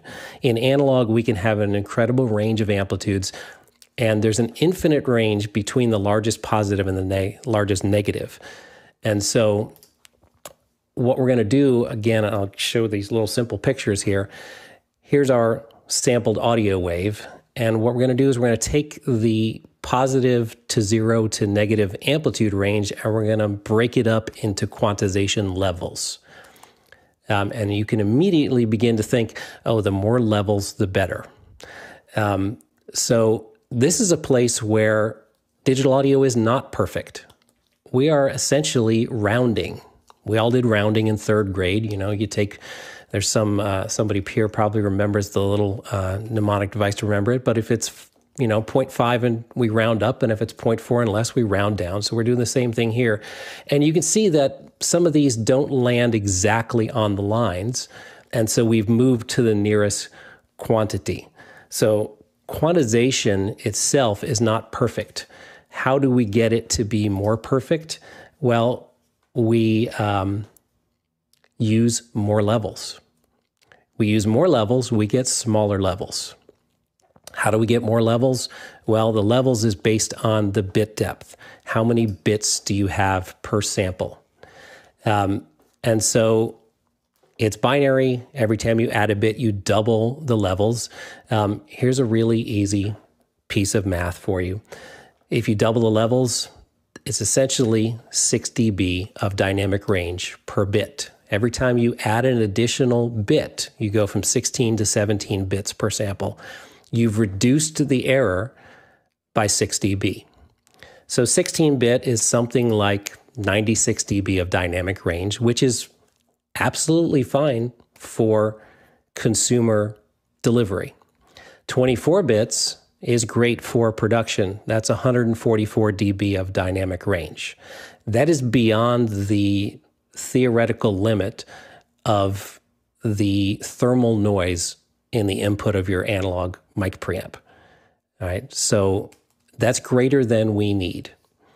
32-bit floating point is a different situation, and we can talk about that a little bit, but I want to make sure we get this idea of bit depth. So we talk about 48 kilohertz, 24-bit. 24-bit gives us plenty of dynamic range. The general dynamic range of your ear, from the quietest thing you can perceive to the loudest thing where you actually start to feel pain, is somewhere in the neighborhood of 120 decibels. So we're looking at 144 dB of dynamic range in a digital audio system. Well, and I guess the question for you there is then when are you going to talk about 32? When we talk about 32-bit float, we start dramatically changing that dynamic range, right? Of what's being captured. So this is fixed point, which is kind of the similar thing as normal numeric notation. Mm-hmm. And then we move into floating point, which is kind of like scientific notation. So scientific notation is used when we have really big or really small numbers. So I always remember Avogadro's number, 6.022 times 10 to the 23rd. It's the number of atoms in a mole, right? Or moles, yeah, atoms in a mole. So that's a big number. 10 to the 23rd, I can't wrap my brain around that. But it's an easy way to express it where we have a number, 6.002, and then we have an exponent, times 10 to the 23rd. Well, floating point does the same kind of thing. 32-bit floating point gives you a 24-bit number and an 8-bit exponent. And that 8-bit exponent shifts the dynamic range of this 144 dB really, really loud or really, really soft. You never get better quality than 24-bit. But you can shift it over a huge, huge, huge range. So if stuff gets loud, it can go up. If stuff gets quiet, it can go down. So the actual storage is only 24-bit, but it's just enabled, very easy to shift that over a big range of amplitudes. And it's over 1,500 dB, the range of amplitudes that's allowed. At any one given time. At that point, you're like dealing with the mechanical dynamic range of the mic, not really the recording. Right. Yeah, this is well beyond the mechanical range of any microphone or human hearing or anything like that. It's a safety issue. Now, remember, even if you record 24-bit, all of the processing happens at least 32-bit floating point and maybe 64-bit floating point, where you now have a 48-bit number and a 16-bit exponent. So the processing within your digital system is way better. Mm-hmm. Why? Because as you do math, which is all that digital signal processing is, you create, if I ask you to divide 1 divided by 3, you're going to say 0.333 repeating. Well, now you have an infinite number of decimal points that you may need to store. So as you do math on a 24-bit number, if you make a gain change, that is a multiplication. Now you need to store a bigger and bigger and bigger number. So all of those get stored in 32-bit floating point. And then the final mix bus is usually a 64-bit floating point processor. The storage of 32-bit is not as important. It may be important when you can't control the dynamic range or you're not sure and you want to make sure that you captured something. So these recorders, sound devices, some of the new Zooms that record 32-bit, that's a great safety for people who are in a situation where they're not sure what the dynamic range is going to be and they're worried about potentially the actor that they put the mic on it clipping, and that way you won't. But once you get into processing, everything is 32-bit. Floating point. Next question. Next question comes to us from Andy Kokendorfer in Viera, Florida. What are some of the best practices when using Dante? Thanks. I think that, for me, the best practices are mostly to I try to not have Dante live on the same network. So at least a different VLAN. And oftentimes if we're building something, we're going to put it on its own copper. So that it's all its own little world. But a VLAN is secondary. You can run it with everything else. I don't find it to be a great solution. The Netgear 4250s are great if you're going to start mixing and matching those things. And then you got to have a piece of hardware that does Dante. You can't just use software Dante. It needs the chip to otherwise you're going to end up with clocking issues. And the number one thing you're going to end up with in Dante is the clocking. Clocking issues is the number one thing that we see. And what the result will be that you'll lose audio for a couple seconds, in the middle of what you're doing. Go ahead, Jeff. I would say that, and Andy actually put in, or Mickey recommended, do all the Dante certification courses because there's a lot of great information there. Level 1, level 2, level 3 on the Audinate site. If you really want to get crazy, they've started these 4-day in-person small group, I think it's 10 students at a time, where they encourage you to break and fix Dante systems. But best practices, you nailed the first one, which is segregated networking. If it's a small Dante network, I would let everything manage itself. Plug the devices in, let them all be on DHCP. There doesn't need to be a DHCP server. Let every device default back to link local 169.254. They will talk to each other, and that will happen just fine. If you're using Dante Virtual Soundcard, oftentimes it's a great idea to let that be dedicated to that machine and get that machine off of other network devices, other NICs, and turn off Wi-Fi on that machine. Next question. Next one comes to us from Cindy Drozden, Erie, Colorado. Using Windows and a Rode Wireless Go 2 mic, is there a hardware or software device that can adjust the level of background sound, similar to DaVinci Resolve's voice isolator, not eliminate, but reduce machine noise? Yeah, go ahead. I'm sorry, go ahead, Bill. Yeah, if it depends on whether you're doing it live, Cindy, or whether you're recording and want to play back. It's easier if you're recording because there's all sorts of eliminators. But if you're doing live, there are only a couple of systems that allow you to do that in real time that I'm aware of. We've talked about Noise Assist in a mix pre. You could run it through there and kill the noise there. Or what I'm using here, which is the Universal Audio Apollo Solo that has the Cedar system built in for real-time live noise reduction. There are some things that do it. Yeah, go ahead, Courtney. Yeah, and if you have a NVIDIA video card in your Windows machine, RTX Voice, which is an application available from NVIDIA for doing real-time noise reduction. And I think they have plugins or works that work with OBS and a variety of different, works with Discord, OBS, Streamlabs, a variety, Twitch, Zoom, Slack, a lot of things like that. So you could look at that. It's just an app you can download. It's in beta, but it's free, as opposed to Noise Assist, which of course will work for you, but you have to have the, sound devices. Right, won't work with the Go. Yeah, go ahead, Jeff.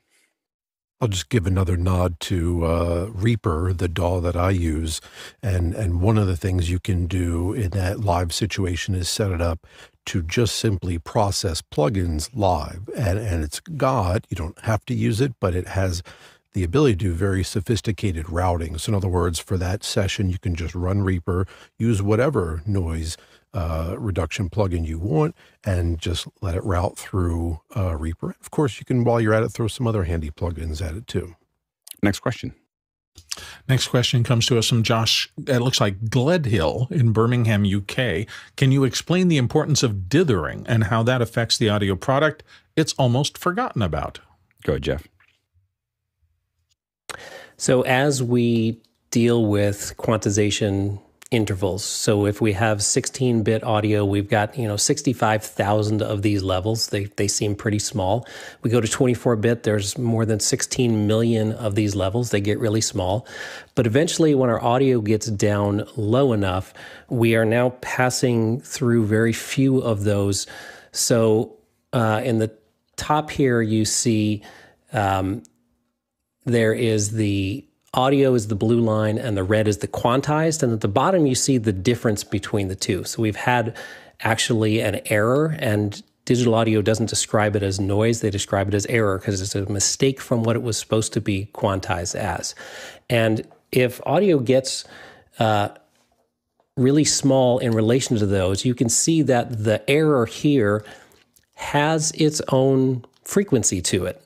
It's related to the signal itself. When the audio is really loud, the error is random, and so we hear it as noise. But when the audio gets quiet, the error becomes something that becomes related to the signal. Anything that's related to the signal we think of as distortion. So this is a distortion when audio gets really quiet, and dither is the thing that comes to the rescue here. So dither is just a very, very low-level noise that randomizes the quantizer. So the quantizer is looking to round to the nearest level. And so we're going to basically add a little random element to the rounding. So normally when we round, if it's 5 or up, we round up. And if it's 4 or below, we round down. And what we're going to do is basically we're going to throw a die and we're going to add that to our thing. So sometimes we round 5 down and sometimes we round 4 up. We add some randomness to our rounding. And so that dither adds a slight increase in noise, but allows us to perceive things well below the noise floor. If digital audio gets really quiet, and this happens usually in the fade-outs of long reverb tails, then you begin to hear this distortion, and the audio will actually come and go because it is seeking movement between levels. And if it exists too long in one level, it writes the same number down over and over and over again, which is an audio frequency of 0 that we can't hear. So the audio comes and goes. So when do we need dither? Dither is anytime we go from a high number of bits to a lower number of bits. And if you think about analog as having an infinite number of bits, going from analog to digital, the first time we need quantization. If you produce a 24-bit master, you need dithering to go to a 16-bit master. So anytime we do math within the system, that 32-bit floating point, as it goes written out back to 24-bit storage, or that gets dithered. Dithered, a tiny bit of random generation put on there. And I don't know if this is a direct relation. I haven't thought about it this way before. Is it kind of like, so when we have a very like a gray gradient that's very low, and you see the stair stepping that's there, and a lot of times the way we get rid of the stair stepping is to add noise. We just add a little bit of noise to it, and it breaks that up. Is it similar to that? Would you, Jeff? Do you think? Yes. Yeah. Very similar to that. Yeah. And so dither, basically on the analog side, we don't have to do dither. Right. Because the analog noise that is inherent in the input stage of our analog systems is enough noise to properly dither. It's louder than the dither we would add, because molecules bounce around in resistors, and moving electrons, electrons bounce around. Moving electrons is electricity. That's noise. That's Gaussian noise that happens there. The big place that users deal with dither is going to create a final. Usually, it used to be for a CD, we would create a 16-bit master. And so we would try to get the best of all of our 24-bit goodness into 16 bits as possible. And so we had to re-dither at the new 16-bit level. And people tried all different kinds of things to shape the dither. So dither could be just white noise, or we can actually place dither noise where we don't hear it as well. So if you look at this, this is frequency on the bottom and level on the top, and it starts at like 1K and goes to 20K. And you see that these different types of dither have shoved a lot of the noise power up in the very high frequencies so that you don't hear the dither as well. Next question. Before we leave this question. Sorry. Yep. Mm-hmm. Go ahead. Hope we lost you. You're muted, Jeff. Sorry, I lost you. I muted myself. Going back to that Dante question about best practices, we forgot the most important thing. Do not use energy efficient Ethernet switches. Turn off EEE. You can use them. You just got to go into you got to get in there and turn all the eco switches. So the key thing is beware of unmanaged switches, because it's very, very difficult. There are some, but it's very hard to find an unmanaged switch that does not have EEE enabled, or a partially managed switch that allows you to turn it off. And it's also very hard to find that information on the manufacturer's site. Yeah, absolutely. Next question. Scott Mueller, Germantown, New York. When using Dante Virtual Soundcard, is it good practice to only use as many channels as you need? Go ahead, Jeff. I think that is good practice. I do that. If I only need, 6 channels, I will set it up to be an 8x8 Dante. I will not have, on my system, I will not have subscriptions. So Dante, the communication between a transmitter, an audio output, and a receiver, the audio input is called a subscription.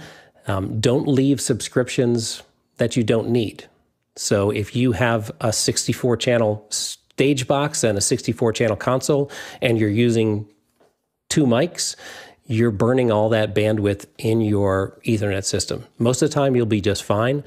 But for Dante Virtual Soundcard, since it is a virtual sound card and it's burning computer resources, I will very commonly set that to what I need. I will not set it to 64x64 if I only need 6 channels.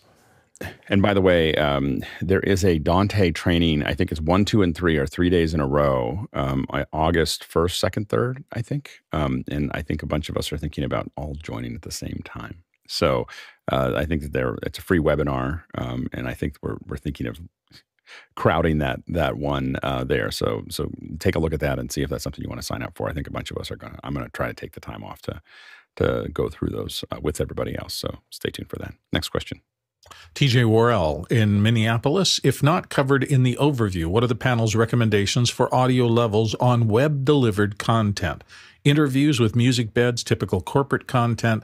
I hear way too much that is delivered at close to digital 0. Go ahead, Jeff.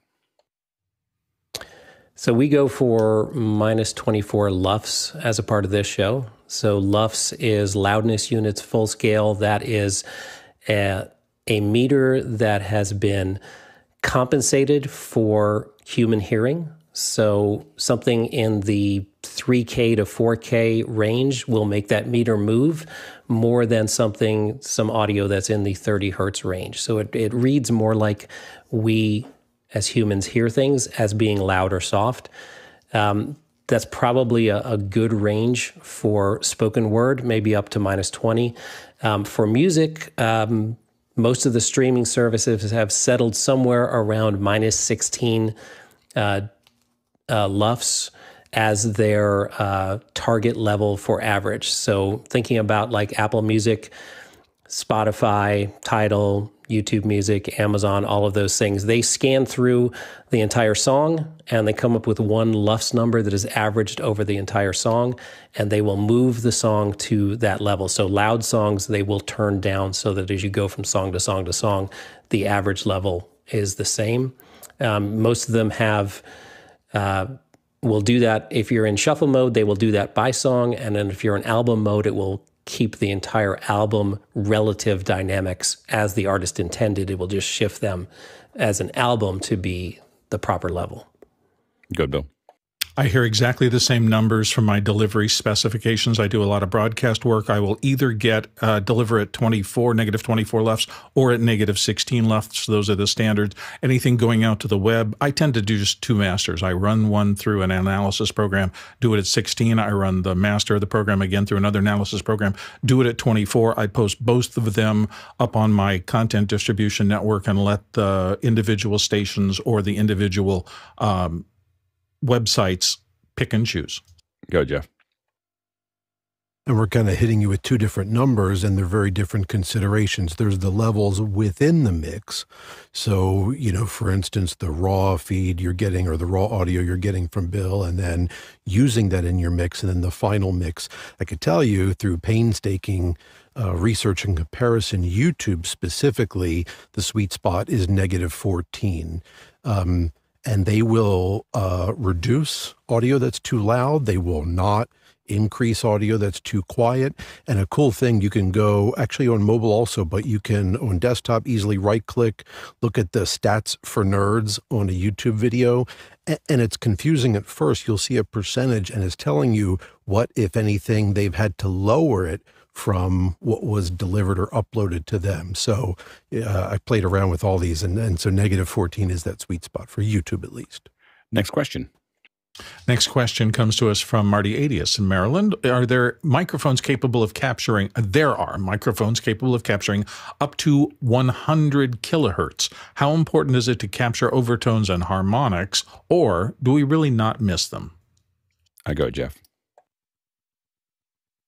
For straight-ahead music, I would say there's a lot more that we need to get right on most music productions than frequencies above 20K.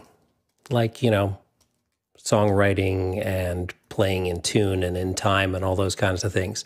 If you're doing sound effects, capturing up to 100 kilohertz and using that 192 kilohertz sampling rate that gets you up to 96 kilohertz of storage is great, because now you are free to pitch shift that down extremely. And now you can take those harmonics and bring them into the audible for everybody range. Yeah, I mostly have seen the Sanken specifically being used, the 100K, the Sanken 100K, which I desperately want, and I have no good reason for. So I just constantly try to figure out, like, it's the one thing that it's like on my bucket of its own. I have no reason for it. It's like thousands of dollars, like $3,500 or something like that, and I so want it, and I don't have an excuse yet to buy one. But it is I mostly have seen it with effects, and so if you ever want to think about how a dinosaur sounded, take a chicken and record it with the Sanken and then slow it down, and it just sounds exactly like a dinosaur. Like it's a funny, you suddenly realize that chickens are just miniature dinosaurs, miniature T-Rexes. Go ahead, Courtney. Yeah, the other use for those high frequency range microphones are if you're doing scientific studies of echolocation in bats, anything that uses frequencies beyond a human hearing that you need to record and analyze. You know, they're useful for scientific instrumentation. Good morning. And the other application is orchestral recording, especially when you have like bowed string instruments, violin, and even double bass. The vibrations of those strings can be very, very fast and can produce overtones that we might not be able to perceive primarily as audio, but it enriches the tonal quality of the sound that we do hear from that instrument. The existence of overtones in recordings, again, give us a different sense of the recording. Some might say that recordings that don't include these might sound sterile, for instance, and others that do include it might sound richer, depending on the content. So, you know, overtones can be important. Anybody who is a musical conductor or orchestral or classical instrumentalist would say overtones are extremely important. But then there's the limitation of what we can hear and what we can perceive. And then there's the limitation of what we can actually reproduce with equipment such as amplifiers and loudspeakers. Next question. Oops. Next one comes to us from Douglas Carmichael. Merging Technologies offers 2 versions of the Anubis audio interface. One can handle up to 192 kilohertz, and one can handle up to 384 kilohertz DXD DSD. For someone working mostly in electronic music, would the 192 kilohertz process be sufficient? Go, Jeff. I would say yes, the 192 would be sufficient. You can get up to 96 kilohertz, which I can't hear. But you can certainly create, with electronic music, you can create overtones and frequencies up there and see if you can hear them. So what is this DXD DSD thing? Well, we started out recording digital audio at 48 kilohertz. And we found, as I said before, that anti-alias low-pass filter was really hard to make in the analog domain. So we began to move into oversampling. So oversampling would take and now run our converter very, very, very fast. We'd run it 256 times. And then the very first thing we did after we did that is we converted back down to 48 kilohertz. So we recorded at 11 megahertz. Now, we couldn't do 24 bits at 11 megahertz. We couldn't do that fast. We could do 4 bits, maybe even 1 bit. And we would trade that really fast time accuracy for amplitude accuracy by going back down to 48 kilohertz and doing a digital low-pass filter and getting the resolution in amplitude instead of time, because we didn't need the resolution in time. It's the same amount of noise, we just got rid of the noise that was up at the high frequencies, the ultrasonic frequencies from, 20 kilohertz to 5 megahertz. And then that's how we did all our processing, our storage, our editing, our mixing was all at 48 kilohertz, 24-bit baseband, what we call it. And then the D to A converters also use oversampling because it was much easier to do D to A conversion if first we digitally went up, and this is still how your D to A converter works. We digitally upsample, and then we go into a very simple D to A converter. Well, DSD, created by Sony, Direct Stream Digital, said, well, we're starting at really high sampling rates and we're ending at really high sampling rates with this oversampling. Why don't we get rid of the oversampling and the downsampling and the decimation in the middle, and let's just store something that's at 11 megahertz. Well, that was too hard to do, so they went with 64 times, and you can do whatever math that is. I think it was 2 megahertz, 2.8 megahertz, and that was DSD, which was interesting, but we had to throw out all of our production equipment and write new plugins and make new digital consoles and have new recorders.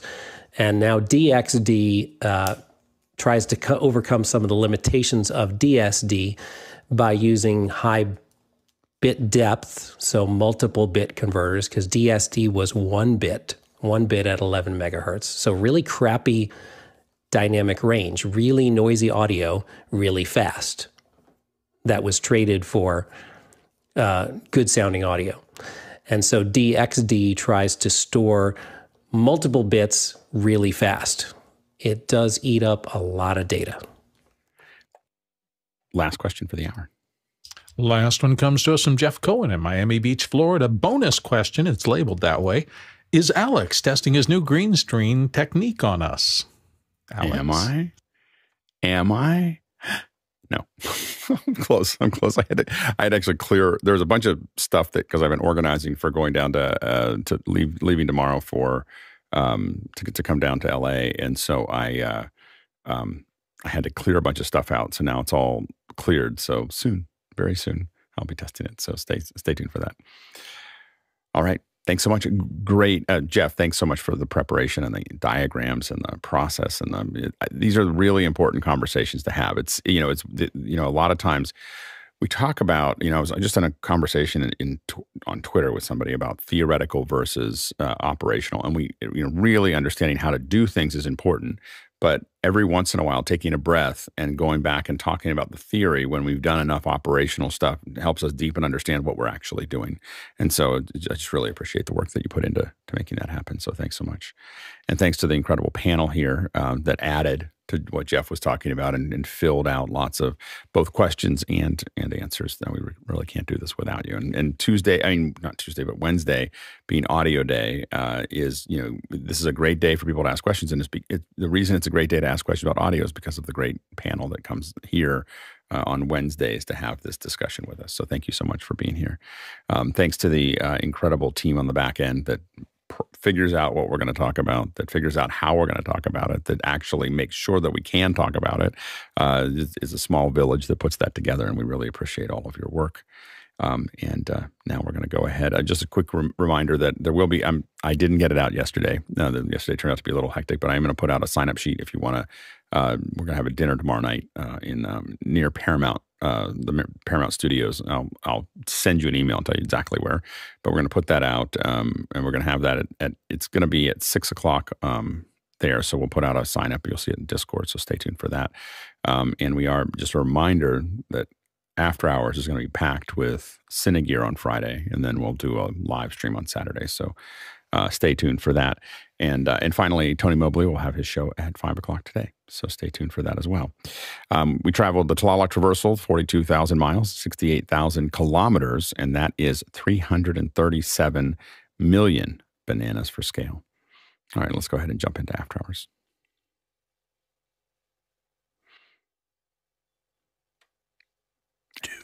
Test us without telling us you're testing on us. Oh, I'm going to. Oh, yeah. Oh, there's no Tony tonight. I thought there was Tony tonight. See, I finally remembered to tell everyone that Tony has a show and then he doesn't have a show.